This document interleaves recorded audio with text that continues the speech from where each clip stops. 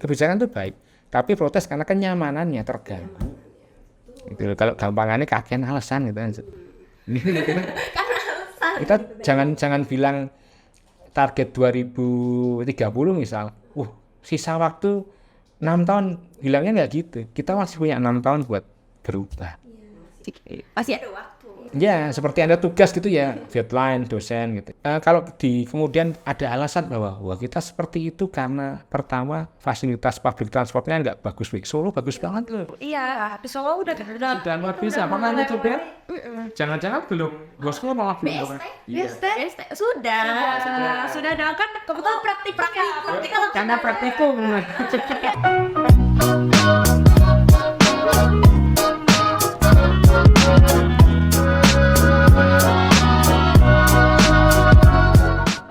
Halo guys, welcome back to EcoTalk, Environmental Communication Podcast. Halo semuanya. Nah, karena kebetulan host kali ini berbeda dari host sebelumnya, kita kenalan dulu kali ya. Oke, boleh banget nih Nims. Oke, pertama-tama kenalan dulu nih. Perkenalkan, nama aku Syahla Taita, biasa dipanggil Aca. Aku dari Ilmu Lingkungan, angkatan 2023, dan aku hari ini nggak sendiri tentunya. Ada teman aku nih. Kenalan dong. Halo semuanya, perkenalkan nama aku Nimas Mutiara Hapsari, biasa dipanggil Nimas atau Nims. Aku dari Environmental Science angkatan 2023. Oke, Nims, kemarin kan di podcast sebelumnya nih, kita udah bahas tentang perkuliahan beasiswa, kemudian organisasi, kemudian oksigen juga udah dibahas. Nah, kali ini kita bahas apa ya? Oke, ini host sebelumnya, Zelda sama Bahrul itu udah ngebahas tentang perkuliahan nih. Oke, sekarang kita ada pembahasan lagi nih Nims. Oke, kan teman-teman udah tahu nih basic tentang dunia perkuliahan itu kayak gimana. Nah, betul banget nih Ca. Karena kita ini tuh di jurusan ilmu lingkungan, pasti kita tuh pembahasannya juga gak jauh-jauh dari ilmu lingkungan. Nah, untuk tema kali ini kita tuh apa ya? Kita bawa tema yaitu Year of Emission. Yeay, kedengerannya sih berat ya, tapi kita nggak tahu nih. Iya, betul. Tapi seru banget buat dibahas atau digali lebih dalam lagi nih. Oke deh. Bener banget nih Ca, karena kan anak lingkungan itu kayak wajib gitu ya mempelajari tentang lingkungan itu seperti apa, kemudian permasalahannya seperti apa gitu. Maka dari itu kita nih mengundang narasumber nih. Oke deh. Oke. Karena kali ini kita udah kedatangan nih narasumbernya. Keren banget nih narasumber kita kali ini, bakal sharing ilmunya kita. Sebenarnya aku gugup sih, kamu gugup kan? Gugup sih, soalnya ya kita sama seorang dosen ya. Sebelumnya terima kasih Pak Widi sudah meluangkan waktunya di tengah sibuknya jadwalnya untuk berbagi ilmu kepada kita semua. Oke, sama-sama. Oke deh. Oke Pak, sebelumnya kita kenalin dulu nih. Kita kenalin dulu narasumber kita. Oke, narasumber kita ini beliau adalah Pak Widi. Pak Widi ini menjadi dosen S1 Ilmu Lingkungan dan seorang tenaga ahli untuk inventarisasi GRK di beberapa kabupaten kota, termasuk kota yang kita tinggali saat ini, Kota Surakarta. Keren sekali ya. Oke, karena kita udah kenalan ya sama narasumber kita kali ini ya, siapa aja kali ya, kita bahas zero emission dulu. Apa sih gitu. Oke Pak Widi, jadi kita mau tanya nih, sebenarnya tuh emisi itu apa sih Pak? Dasarnya tuh bagaimana gitu? Oke, memang kalau tadi dibilang ini topik yang berat, sebenarnya bukan berat sih. Cuman karena memang kalau kita ngomongin emisi itu wujudnya nggak kelihatan. Terus sekarang kita nggak kasat mata itu seperti penampakan ya. Jadi kalau air gitu kan jelas kan, air tercemar, warnanya berubah, tanah tercemar, ya, erosi dan lain sebagainya. Tapi kalau kita ngomongin emisi udara nggak ada wujudnya. Cuman kita rasakan, Anda bernafas pakai udara. Itu yang kadang-kadang membuat orang itu terkesan merasa bahwa ini topik susah. Nah kalau kita ditanya emisi itu apa, emisi itu bisa didefinisikan secara aturan. Artinya kalau di undang-undang jelas lah bahasanya kaku ya, masuk atau dimasukkannya dan seterusnya teoritis. Tapi kita ngambil aja secara filosofis nih. Dari filosofisnya itu kita kembali ke yang namanya hukum termodinamika. Ini kalau anak lingkungan mahasiswa 2 kalau sampai lupa ya ini bahaya nih. Setiap praktik anak lingkungan nggak tahu gitu. Hukum termodinamika. Asas dua gitu. Nah, jadi bahwa yang pertama energi kekal.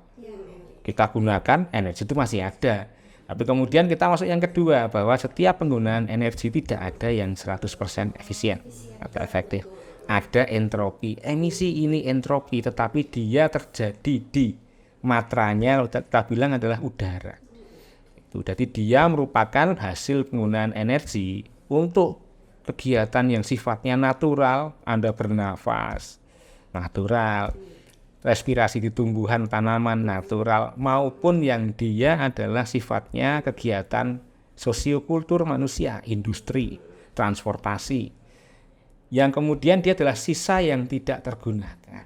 Mobil pakai bensin, ya kan, bensinnya ada yang kemudian terbakar atau kombustif, dia digunakan untuk menggerakkan si mobil, tetapi kemudian ada juga yang dia adalah hasil pembakaran yang kemudian dikeluarkan. Itulah emisi. Iya, intinya seperti itu. Emisi itu nggak bisa kita lihat, tapi dampak itu berasa. Ya, betul. Gampangannya aja, saya pernah iseng-isengan gitu, mahasiswa pengen mencoba merasakan emisi, gampang.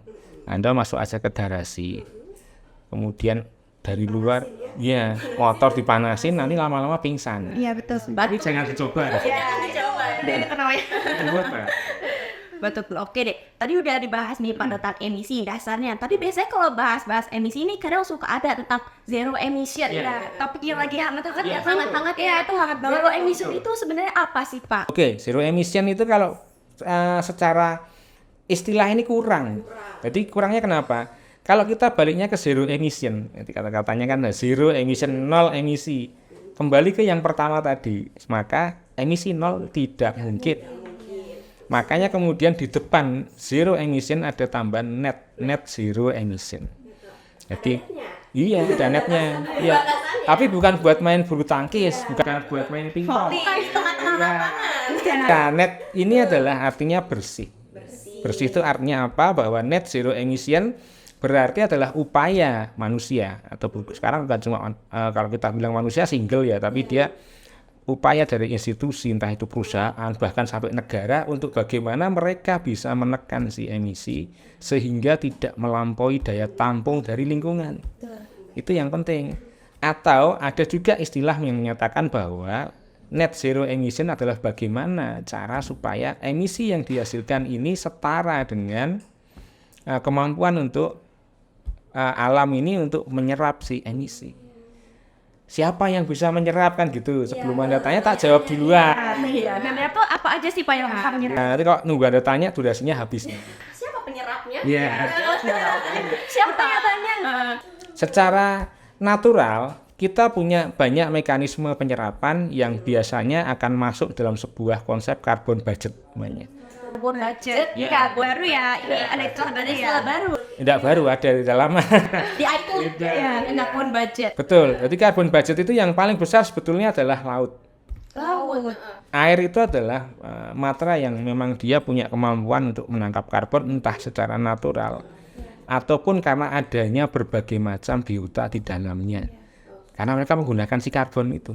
Itu nomor satu. Baru kemudian di bawah-bawahnya nanti ada tumbuhan. Fitoplankton gitu ya Pak ya. Mereka yang memang sifatnya produsen, mampu menghasilkan energi sendiri, autotrof, itulah mereka yang punya kemampuan menyerap karbon. Cuma fokus kita selama ini kan di vegetasi. Betulnya di RTH, padahal kalau dilihat yang sebetulnya paling efektif ada di laut. Tapi masalahnya laut ini kayak berkecemar gitu Pak. Iya, yang merusak manusia. Itu yang membuat carbon budget dari penyerapan si laut jadi juga berkurang sebetulnya kemampuannya. Yang sekarang kemudian sudah mulai ini di kita masih belum banyak, walaupun ada rekan-rekan dari UGM itu mengembangkan bagaimana kemudian menyerap karbon menggunakan fitoplankton. Itu. Jadi fitoplankton ini punya kemampuan 6 kali lipat dari si. Itu 6 kali lipat besar ya. Ya, itu yang natural. Kemudian sekarang juga dikembangkan beberapa teknologi yang memang dia mampu menyerap karbon meskipun secara modal investasi sangat besar. Itulah net zero emission yang didamba-dambakan, yang dicari bagaimana kemudian emisi yang dihasilkan nanti tetap tidak melampaui daya tampung, kalau saya bilang seperti itu. Karena konsepnya jadi 3, ada karbon positif, karbon netral, karbon negatif. Kalau kita hanya sekedar selaras tadi, yang dikeluarkan berapa, yang diserap berapa, itu masih netral.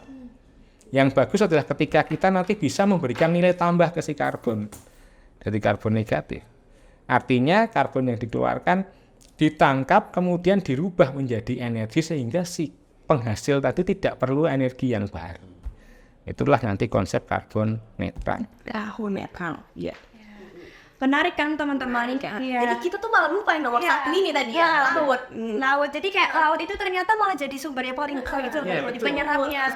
Tapi pada kenyataannya tuh limbah-limbah tuh pada dibuang ke laut. Wow, Iya. itu nomor satu. Kita terlalu fokus di daratan, sebenarnya makan di lautan itu. Makan daratan yang mana? Daratan apa? Lautan itu. Karena kita bukan Aquaman gitu, makanya mungkin tidak merasa hidup di laut.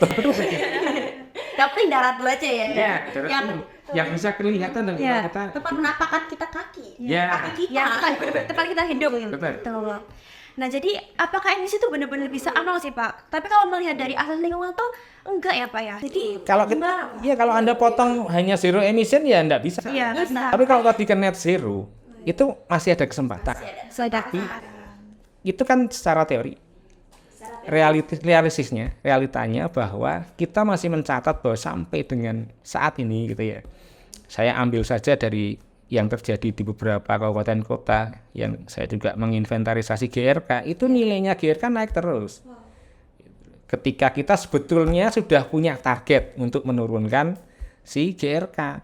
Jadi kalau Anda membuka Perpres nomor 98 tahun 2019 atau 21 ya lupa. Nanti cek lagi aja kalau salah dikoreksi begitu ya semuanya ya. Indonesia punya target yang cukup ambisius gitu. Karena di tahun 2030 kita berharap bisa menurunkan GRK 29 sampai 41%. Dan itu diperpreskan ya. Artinya ada aturan yang namanya aturan dia mengikat. Namun faktanya sampai sekarang naik terus. Sehingga ya tadi kalau Anda bertanya, mungkinkah? Mungkin aja net zero emission, tetapi realitasnya berat sekali. Walaupun juga pemerintah sudah punya jalur juga, sudah punya rencana, sudah punya desain. Termasuk pemerintah punya target nih, 2050 sudah diperpanjang ke belakang. 2050 nanti yang namanya energi baru terbarukan atau EBT itu baurannya sudah sampai ke angka 30%. Di 2050. Karena kan selama ini yang dituduh sebagai penghasil emisi besar itu kan dari penggunaan energi. Enggak cuma dituduh, memang kalau kita menghitung faktanya dari situ. Itu loh. Itu targetnya di tahun 2030 30% ini EBT, bauran energi di Indonesia. Gitu. Cuman ya tadi kembali bahwa ini rencana. Oke, kalau misalnya Pak, dari perkembangan teknologi yang makin besar nih Pak, kan mungkin kalau dari perkembangan teknologi ini ada nggak sih ya teknologi ini menghasilkan nol emisi Pak? Teknologi yang nol emisi begitu ya, artinya tidak. Kalau itu kita melihatnya harus utuh. Utuh itu artinya begini, sebagai contoh nih, ada teknologi saya akan nyebut ya, teknologinya bagaimana. Dia disebut tidak menggunakan bahan bakar yang fosil. Entah itu anggaplah sapu elektronik apa-apa gitu ya. Nggak usah yang gede-gede lah. Kita jaga juga keamanan podcastnya. Nah itu yang kita lihat sebetulnya bukan ketika barang itu jadi dan digunakan saja. Kalau kita di lingkungan akan lebih bijaksana. Ya ini mahasiswa sudah diperkenalkan yang namanya konsep life cycle assessment. LCA. Mungkinkah, pertanyaan seperti itu, mungkinkah siklus dalam memproduksi si barang, kemudian dia beroperasi, sampai dengan kemudian nanti dia selesai beroperasi itu bisa bersih, itu yang susah. Gampangannya kalau dia memang barang yang kemudian diekstrak dari dalam tanah, maka kita pun harus memperhitungkan juga ini, berapa besar energi yang digunakan untuk mengekstraksi dia atau menambang dia. Belum lagi energi yang dipakai di manufaktur, yang di pabriknya untuk membuat si sasis dan lain sebagainya. Itu juga harus diperhitungkan. Nggak cuma sekedar kita stop di saya menggunakan sapu listrik, ya berarti nggak ada emisinya daripada sapu yang kemarin pakai bensin gitu. Satu bensin. Kita Ya. Tuh, jadi teknologi itu sebetulnya ada dua sisi. Sisi pertama memang betul. Sekecil apapun sebetulnya kalau kita optimalkan, dia akan bisa mengefektifkan kemampuan untuk lebih irit atau lebih ramah lingkungan secara emisi. Jadi kalau Anda tahu ada istilah di kendaraan tuh pre-Euro, Euro 1, Euro 2. Sekarang itu di Indonesia Euro 3 atau 4 ya yang untuk mobil. Di Eropa sudah lebih tinggi. Setiap perubahan Euro itu kendaraan semakin efektif menggunakan bahan bakar. Gampang efektif, efisien juga. Tapi lebih ke efisiennya. Artinya efisien tuh kalau Anda melihat rasio konsumsi motor, masih ingat ya motor yang dulu tanpa nyebut merek karena nggak disewa, jadi ada endorse kita sebut mereknya 1 liter sampai 20 kilo. Motor sekarang 1 liter itu sudah ada yang sampai hampir 60 kilo. Yang paling baru. Itulah teknologi. Dia semakin efisien.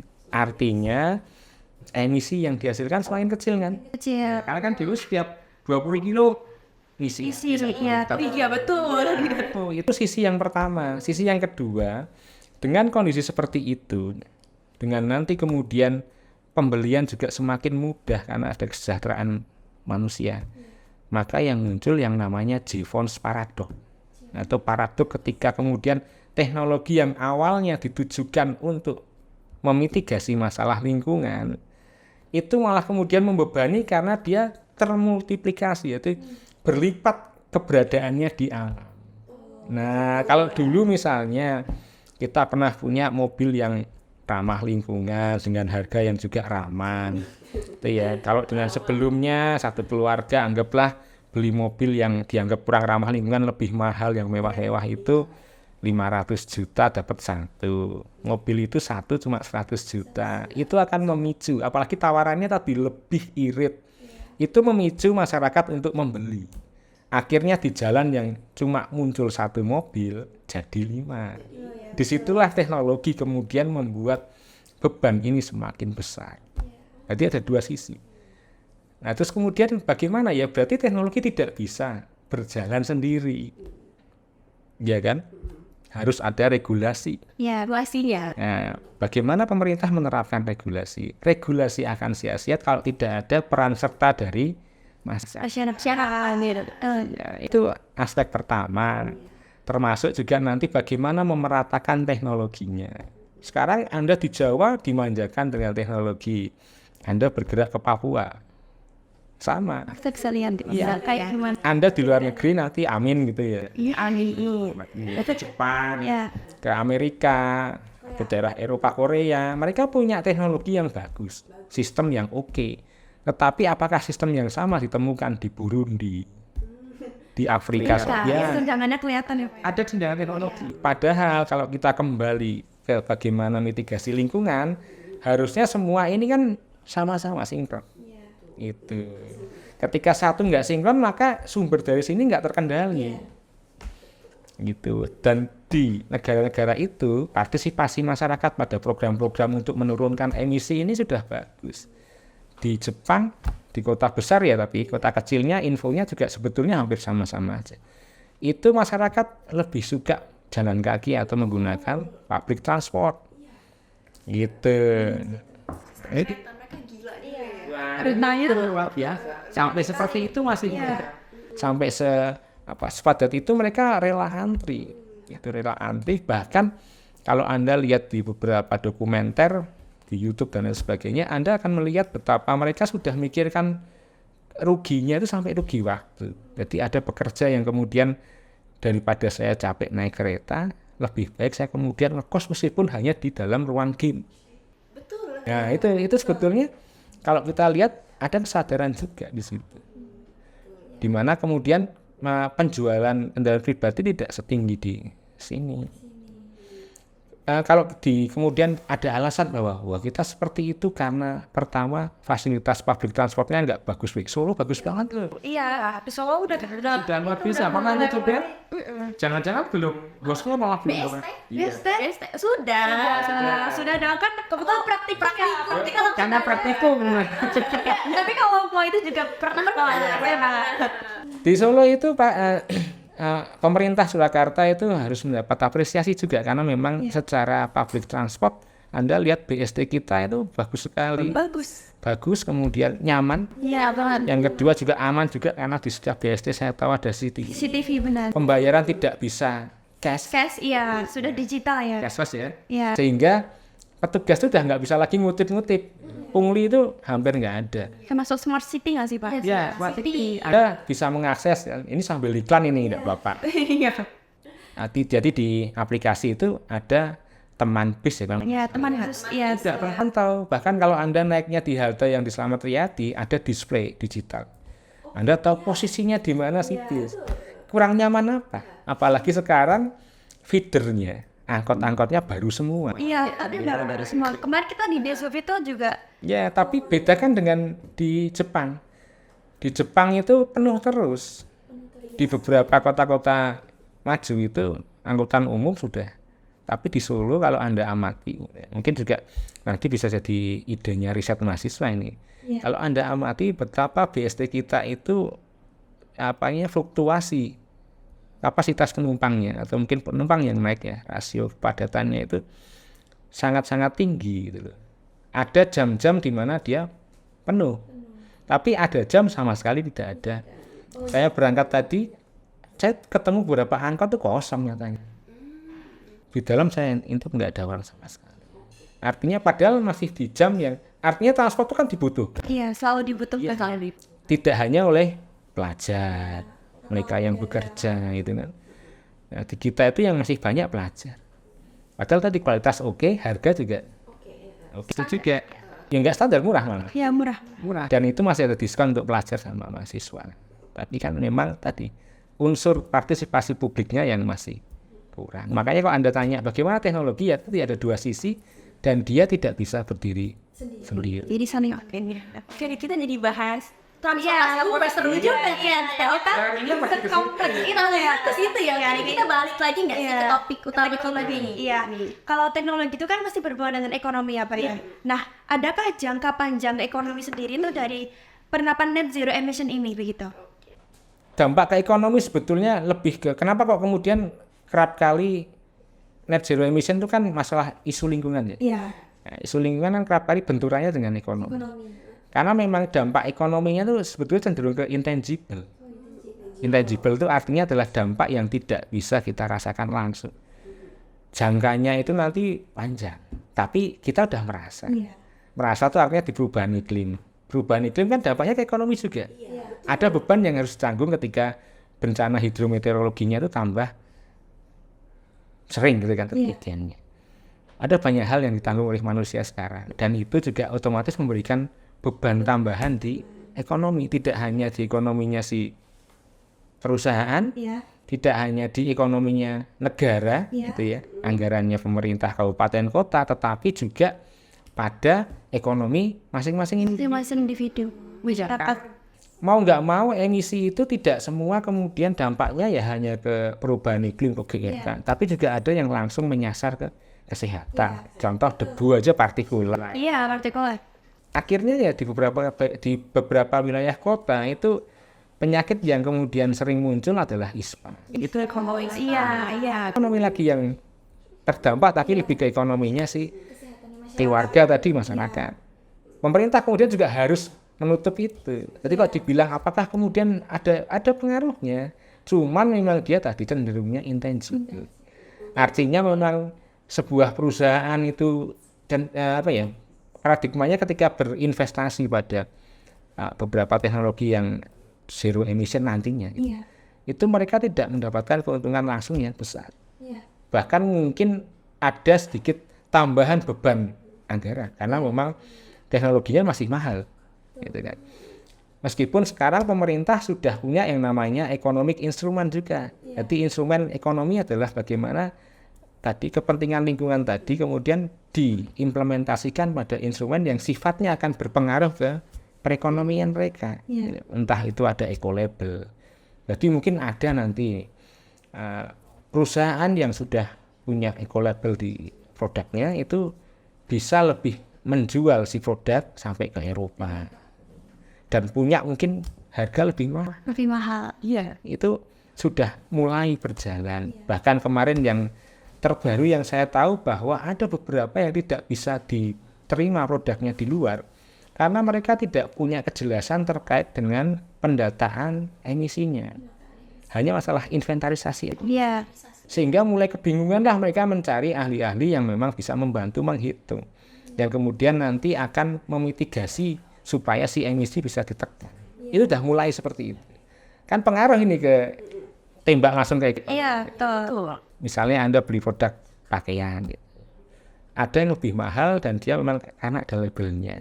Ramah lingkungan. Yang harga yang tanpa label mungkin 100 dia sampai 200. Itu kan keuntungan yang bisa tadi membawa para investor tadi atau bisnismen masuk ke tadi net zero emission tadi.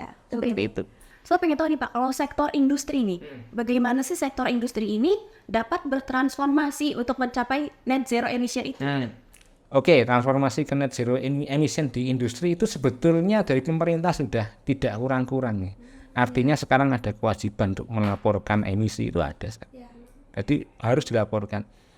Kemudian juga kita kenal mekanisme di persetujuan lingkungan, AMDAL, UPL, di mana di situ juga sudah ada kajian-kajiannya, sudah ada rencana pengelolaannya, pemantauannya. Itu kan sebenarnya bagian yang tidak terpisahkan. Artinya sebetulnya kalau kalau track ini diikuti dengan baik oleh perusahaan, sebetulnya ke arah net zero emission itu sudah standar lah artinya.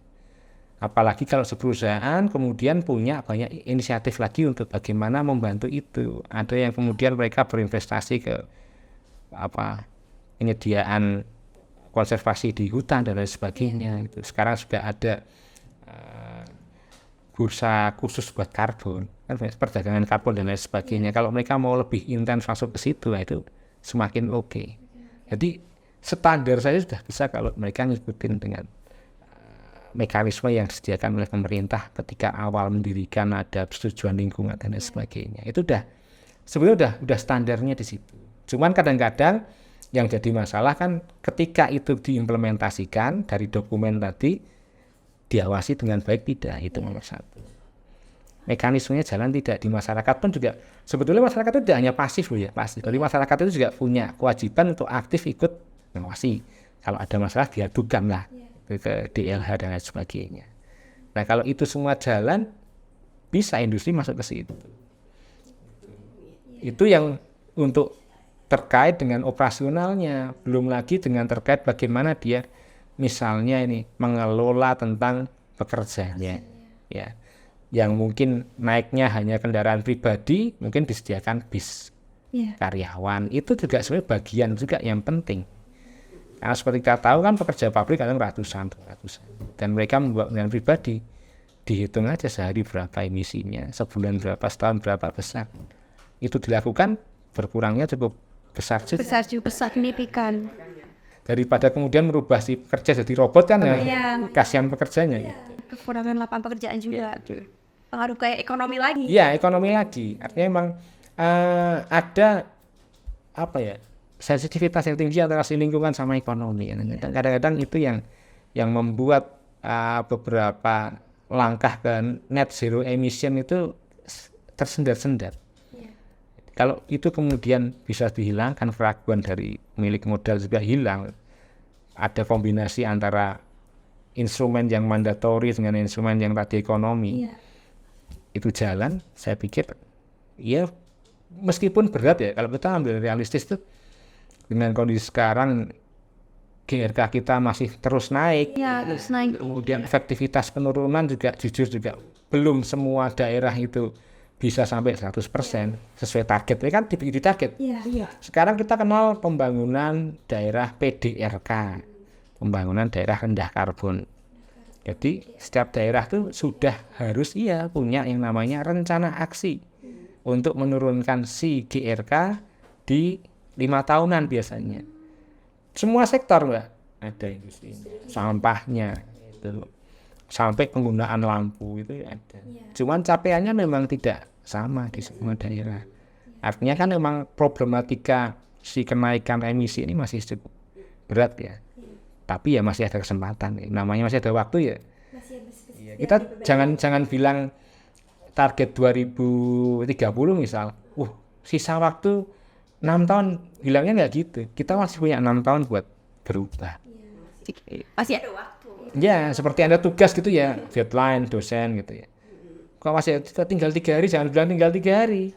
Jadi bilangnya adalah masih ada 3 Ada hari. 3 hari. Jangan tinggal, jangan ditinggal, tapi masih ada, tenang aja.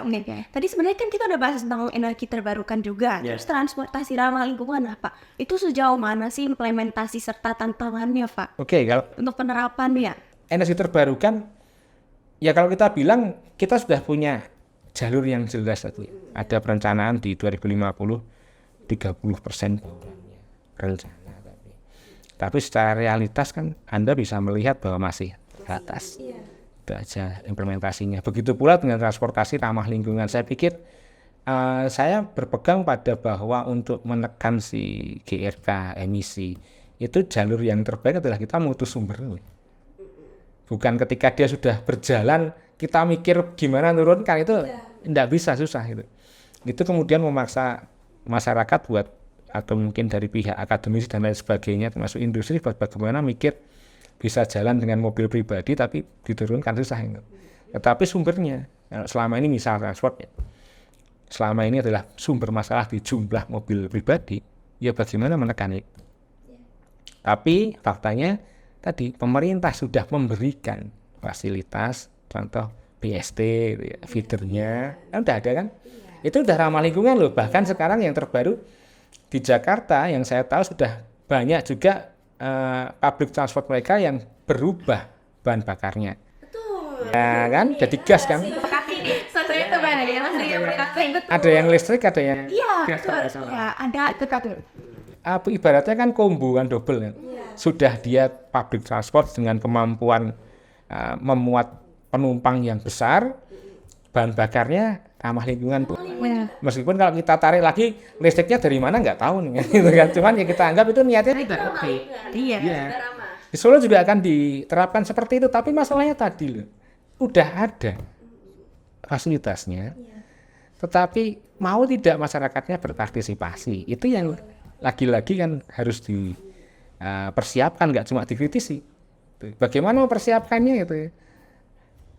Kita nggak bisa mengandalkan yang sudah seusia saya gitu, bukan yang bela diri ya.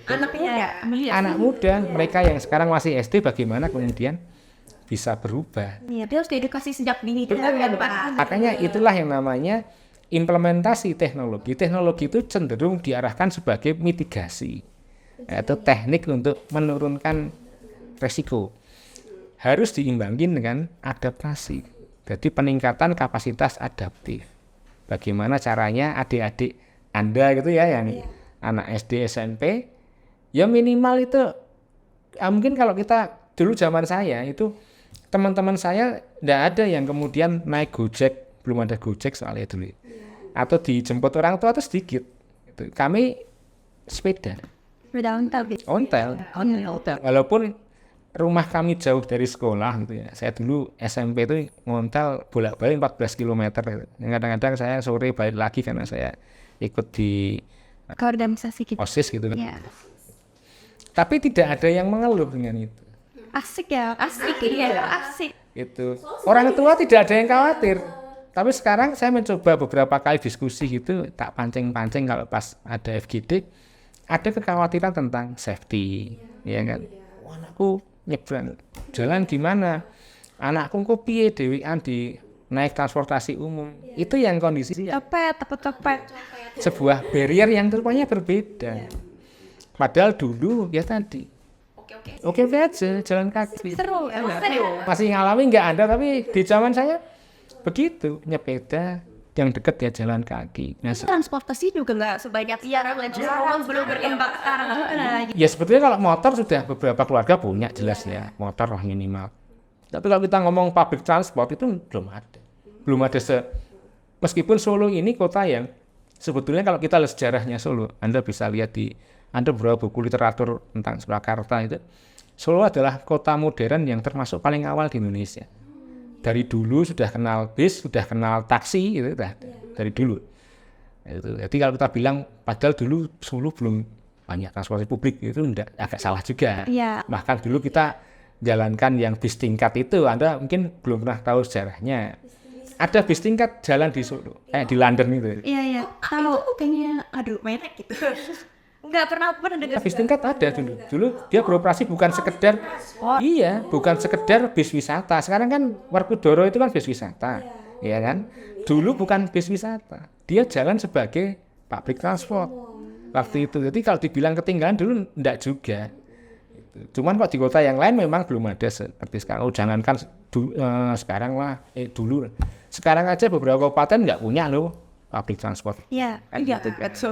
Tapi kan kembali ke tadi, artinya ada kapasitas adaptif saya bilang seperti itu dari masyarakat yang memang juga harus dibenahi. Bagaimana kemudian, ayo dong mau lagi lah. Jangan cuma nyepeda hanya untuk olahraga. Ini kesalahan ini. Itu. Apalagi olahraga yang kemudian mengganggu pengendara kendaraan yang lain. Kan. Itu harusnya nyepeda ya tadi buat berangkat kantor, terus kemudian sekarang Yang lepas tuh. ya Berapa kilo? cuma jalan kaki kan. Iya. Langsung aja kok saya Makanya kan sebetulnya kan tidak jauh gitu. Jaraknya tidak perlu jauh. Tapi kan mahasiswa sekarang, saya banyak pengalaman dengan mahasiswa sekarang gitu ya. Kadang-kadang mahasiswa itu dekat sama masjid gitu ya. Yang kampusnya adalah di dekat masjid gitu. Ketika azan zuhur mau sholat mereka ngambil motor nyebrang tuh. Ini cuma buat nyebrang jalan. Ya, semacam itulah yang harus dirubah. Iya benar. Yang cewek-cewek gitu di rumah mau belanja, ada warung kelontong di depan di kompleks perumahan yang klaster-klaster, tinggal jalan bisa bawa motor. Bawa motor itu kan artinya ini ada perubahan. Tadi kalau Anda bilang teknologi juga berpengaruh. Nyaman dengan motor. Lebih cepat juga mungkin. Iya, nyaman sebetulnya. Kalau cepat ya. Alasan yang banyak muncul hanya panas gitu. Iya panas. panas tuh ya betul malah lagi samanya Dan itu muncul di sampai dengan konteks FGD loh. FGD itu artinya melibatkan masyarakat. Itu muncul alasan jangan samakan dengan negara sana itu yang adem gitu loh. Itu muncul seperti itu. Jawaban saya gampang lah. Singapura ada Orsa, mereka jalan kaki. Kok kowe gelem? Kenapa di sini nggak mau gitu loh. Itu yang harusnya kita kan juga berpikir juga apa yang membuat mereka tidak mau. Bahkan saya pernah iseng-isengnya. Jogja sama Solo itu beda. Anda pernah ke Jogja, ada Trans Jogja ya? Iya. Trans Jogja lebih banyak peminatnya. Iya betul. Padahal kalau Lebih ramai. dibandingkan Solo. kondisi bisnya gimana? Iya. Bisnya tuh Malah bagus di Solo. bagus sih. Tapi penggunanya banyak dari Jogja. Itu kan ada karakter-karakter yang berbeda dari masyarakat. Artinya itu yang harus kita perbaiki. Walaupun memang saya sendiri bicara masih bawa motor juga. Ya kan jujur ya. Iya. Kemudian kalau untuk implementasi teknologi zero emission ini kan dapat mengurangi dampak lingkungan ya Pak ya. Nah khususnya kan kita ini sebagai sivitas kampus, nah kita mau bahas yang di kampus nih. Nah buat dampaknya ke kampus sendiri itu apa? Kan kita kan di UNS sendiri kan juga ada kayak hari bebas emisi ya. Nah itu menurut Pak Widi juga itu efektif nggak sih Pak hari zero emission itu? No emisi itu sebenarnya efektif nggak menurut Pak Widi? Oke. Jadi begini, kita kembali, ini saya menjawab secara keilmuan aja. Jadi bukan karena efektif dan tidak hanya dari melihat tapi dari ilmu lingkungan gitu. Yeah. Lingkungan itu kan pengendaliannya tidak bisa dilakukan kota per kota. Artinya lingkungan kampus itu akan berkaitan juga dengan jalan yang di depannya, jalan yang di belakangnya. Enggak cuma yang ada di situ. Itu nomor satu. Artinya dari situ pun kita bisa melihat efektif tidaknya. Kalau kemudian bebas emisi kemudian hanya berjalan di dalam lingkungan kampus, sementara mereka masih datang ke kampus bawa kendaraan pribadi cuma diparkir di luar. Di Korea kita ya. Dia apa gunanya itu loh. Iya betul. Sama apa gunanya? Artinya emang berguna iya, karena kita melihat itu bukti niatannya. Ada niat baik dari UNS bahwa pengen berkontribusi juga. Itu udah bagus sebagai sebuah awalan yang semestinya diterjemahkan oleh sivitas akademika termasuk Anda ini. Oh iya, nih kampusku ngajak buat bagaimana kita hemat emisi. Artinya kita ramah lingkungan. Yo, berpikir kemudian dong, ini kan masyarakat yang cerdas, Menara Gading. Berpikir harusnya, oh iya, kampusku sudah ada inisiatif baik ya, saya akan menjawab dengan menggunakan light bis. Kampus kita itu kelewatan banyak koridornya bis. Artinya dari sisi itu dulu, itu sudah ada. Bukan, saya nggak bisa bilang efektif dan tidak ya, karena kalau kita kemudian tergantung bagaimana ngukurnya. Ngukurnya pada kualitas yang ada di dalam kampus efektif karena jelas nggak ada kendaraan lewat. Tapi kalau kemudian kita mengukurnya sebagai satu kesatuan, itu masih bukan tidak efektif, kurang optimal. Apalagi pelaksanaan cuma sekarang udah 1 bulan ya, sekarang 2 bulan kali ya, baru 2 minggu sekali ya. 1 bulan sekali. Artinya kan setahun 12 kali. 12 hari dibanding 365 hari. Itu kan artinya nggak usah saya jawab pun, dari mahasiswa pun akan tahu bagaimana level efektivitasnya. Kita nggak bisa bilang tidak efektif. Apapun yang dilakukan itu efektif, cuman sudah optimal atau belum. Tetapi yang harus kita apresiasi dari UNS adalah niat baik. Sih mau berkontribusi ya untuk sih. Karena tidak semua kampus punya program itu juga, gitu loh. Sekalian praktekkan langsung ya. Iya, langsung jalan mahasiswanya. Meskipun jalannya dari GOR gitu. Tapi lumayan lah ada clear area. Ya. Meskipun artinya kemudian manggil temannya yang punya motor. Naik sepeda. Itu gobang ya. Nah, makanya itu dia, makanya kan kemudian manusia ini bukannya kemudian ikut berpikir, oh ini udah ada inisiatif baik dari institusi, saya juga menyambutnya dengan tak tambahi gitu. Tetapi mikirnya adalah piye carane kalau pas bebas emisi saya dapat tumpangan. Saya koridor yang berjalan jalan alternatif ini untuk supaya nggak capek. Dari institusi nggak kurang-kurang. Itu Anda ketahui juga, ini sebentar lagi kita di MIPA kan punya SPKLU buat motor. Iya, bangunkan di MIPA itu jadi untuk ngecas listriknya motor. Kalau Anda punya motor listrik dapat dipakai tanpa bingung di mana mau ngecas. Sudah ada rencana itu. Bisnya juga sudah diganti yang kalau nggak salah udah yang listrik ya, yang baru yang wirawiri itu. Jadi memang dibatasi supaya kendaraan yang berbahan bakar fosil nggak masuk ke dalam kompleks. Tapi tadi memang kalau kita mau secara holistiknya lingkungan, ya kita baru mikir di dalam situ, tapi belum sampai berpikir bagaimana meluaskan dampaknya. Ya sebagai tahap awal oke lah. Kalau di luar negeri banyak, nggak cuma kampus. Anda bisa lihat kota-kota di Eropa itu pusat kotanya kadang tidak boleh dimasuki mobil. Oh iya betul. Parkir di luar, masuk ke situ jalan kaki, bisa juga nyepedan atau ada bis yang melayani. Balik ke Jepang tadi itu ada area yang nggak boleh masukin motor juga. Di Eropa ada, bahkan itu di pusat kota. Bayangkan, pusat kota yang selama ini jadi alasan bahwa masyarakat butuh mobilitas tinggi di situ. Itu mereka malah udah pokoknya terserah kamu mau jalan kaki mau naik sepeda. Jadi kan mereka bawa sepeda lipat. Walaupun kembali kalau nanti dilempar jawabannya panas di sini. Panas ya, beda cuaca ya, beda. Tadi juga mungkin yang ada bis itu bis ramah lingkungan itu alternatif lagi buat bebas emisi ya. Itu kemudian naik semua. Jadi memang kuncinya kan harus dipaksa. Harus dipaksa tetap sebagaimana. Cuman ini pasti akan menimbulkan protes, tapi ya tadi protes itu bukan karena protes yang kemudian berkaitan dengan baiknya baik, kebijakan itu baik, tapi protes karena kenyamanannya terganggu. Gitu. Kalau gampangannya kakean alasan gitu aja. Alasannya tidak nyaman tadi. Mereka mencari bagaimana solusinya. Artinya kan sama kayak Car Free Day. Car Free Day itu di awalnya juga diadakan sebagai kampanye supaya masyarakat nggak meninggalkan ya, mengurangi penggunaan kendaraan. Artinya jalan itu nek ora ono kendaraan Ini harus bisa loh. seger, iya. Lebih luas. Ya, Anda jalan kaki di tengah seger kan. Iya. Terus Anda bisa mungkin ada yang jualan dan berkegiatan senam dan lain sebagainya. Tapi kan kemudian ke sini yang lebih menonjol adalah aspek ekonominya dari para Gagal mendapat tertuju ya. Kan video buat jajan, jadi siapa yang tambah sampah lagi kan saya. Bermasalah lagi muncul. Iya. Nah, tadi kita sampai bahas yang kompleks, terus yang santai juga kita bahas. Nah, saya mau agak ini sih Pak. Kan kita tadi udah bahas yang kompleks juga ya mengenai net zero emission ini. Nah, gimana sih supaya mahasiswa baru ini tahu gitu zero emission tuh gimana gitu, gimana cara kita tuh perkenalin ke mereka gitu Pak. Terus bagaimana langkah-langkah upaya yang dapat dilakukan Pak? Untuk khususnya maba, ya nanti kan bakal dengerin buat maba ya. Jadi mereka bisa tahu Dikasih skills beda yang lebih ya. gampang lah bahasanya gitu. Sebagai anti Rangers yang baru, Buat mereka yang belum tahu atau mungkin belum terlalu tahu gitu loh. Ya, oke.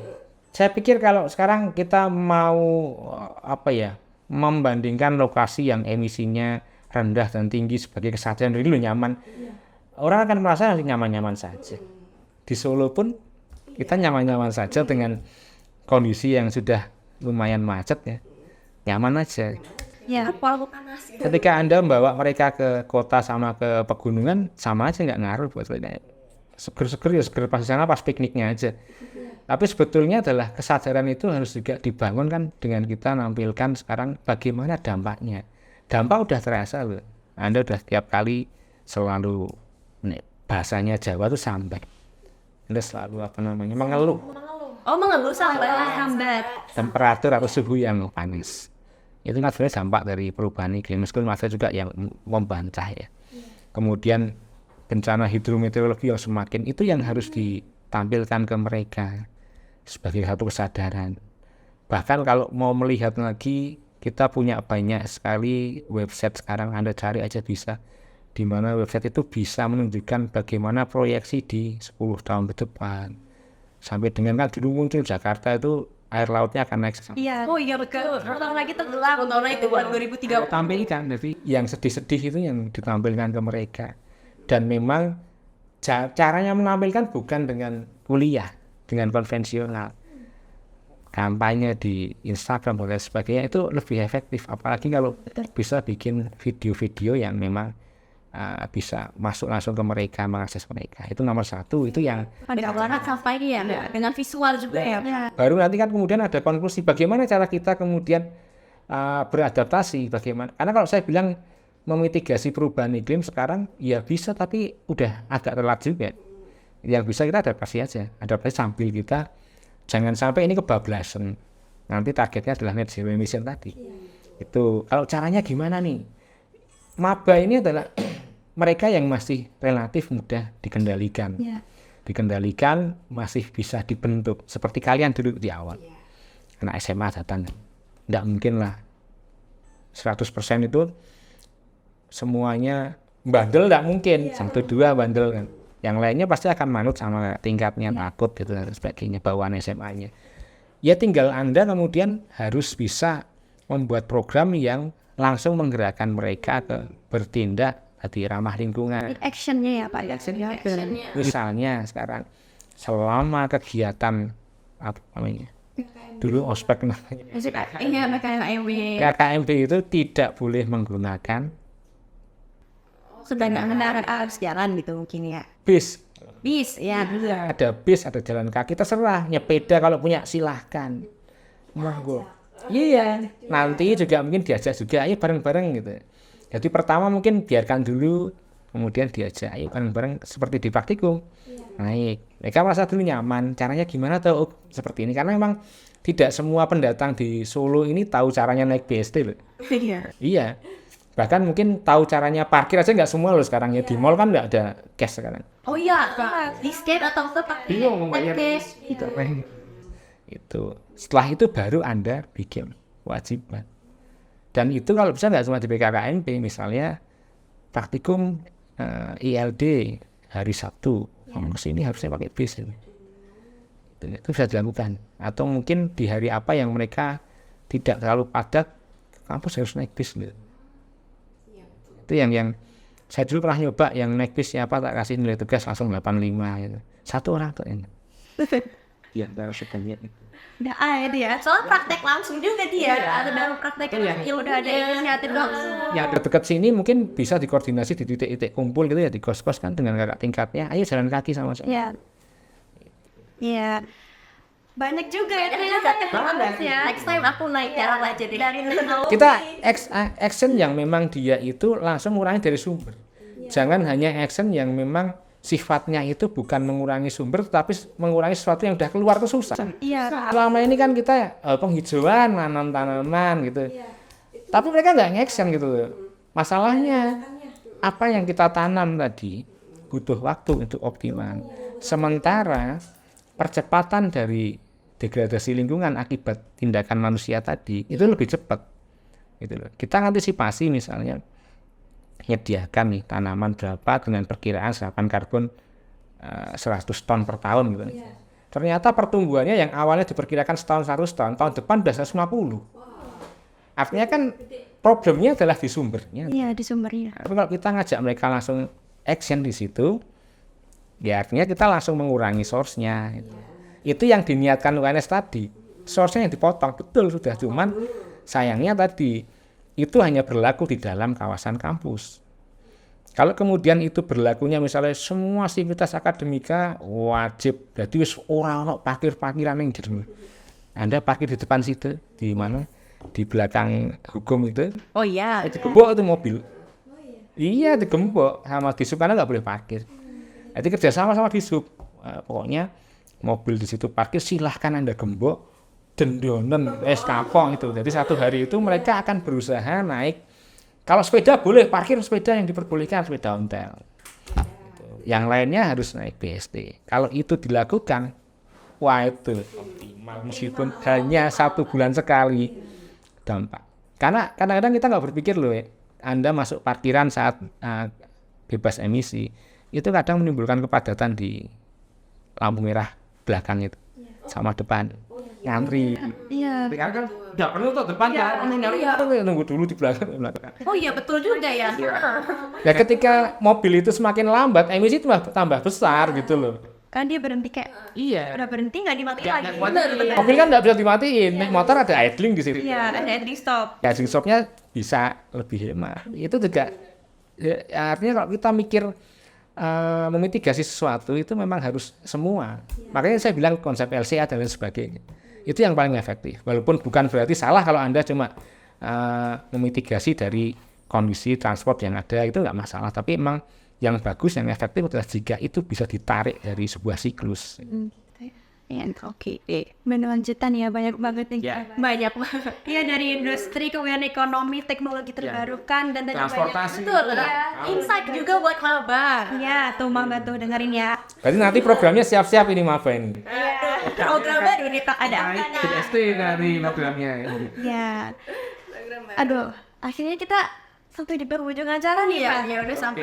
Kayaknya kalau Mbak Zero Emission emang banyak banget ya yang Iya. dibahas. Tadi sampai ke sana ke Iya. sini. Dampaknya Sampai ke bener-bener. Jepang. Iya, dampaknya benar-benar gede banget gitu buat kita, lingkungan kita seperti apa gitu. Oke teman-teman. Cukup? Ya. Iya. Oke deh. Mungkin segitu dulu aja ya episode ketiga kita kali ini. Oke. Kalau Jangan. tertarik harus ke prodi ilmu lingkungan. Iya. Oh iya betul. Apa nih lingkungan?